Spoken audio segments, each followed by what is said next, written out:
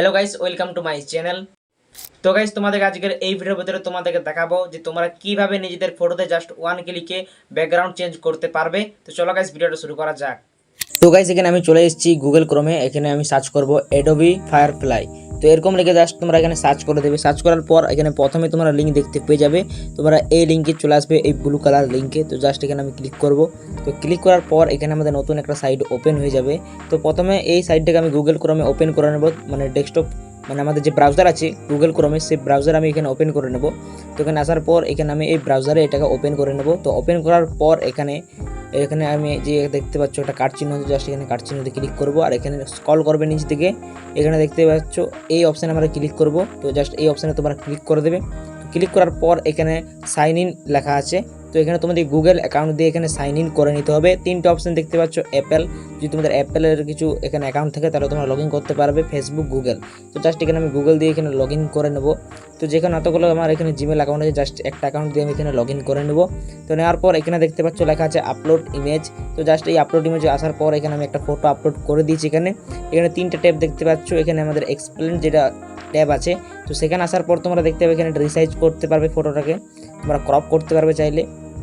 তো এখান থেকে এটা কোনো দরকার নেই, জাস্ট ইনসার্টে ট্যাপ করবে। আর এখানে ব্যাকগ্রাউন্ড বলে একটা অপশান আছে।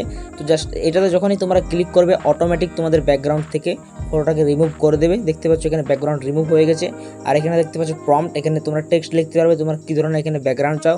তো এখানে জাস্ট আমি সিম্পলভাবে লিখবো ব্যাকগ্রাউন্ড। তো আমি এখানে বেশি কিছু লিখবো না, জাস্ট এখানে লিখবো ব্যাকগ্রাউন্ড।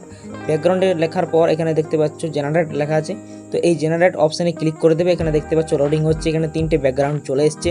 তো প্রথমে আমি এই দুটো ব্যাকগ্রাউন্ডই পছন্দ হয়েছে। তো এই দুটো ব্যাকগ্রাউন্ডের মধ্যে যে কোনো একটা ব্যাকগ্রাউন্ড আমি এখানে ডাউনলোড করে নেব।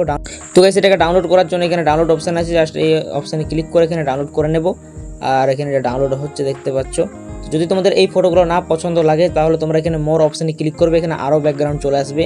তো এখান থেকে এই সেকেন্ড নম্বর যে ব্যাকগ্রাউন্ড আছে এটা একটা ফটোর সাথে ম্যাচ খেয়ে গেছে। তো এটাকে আমি এখান থেকে ডাউনলোড করে নেব।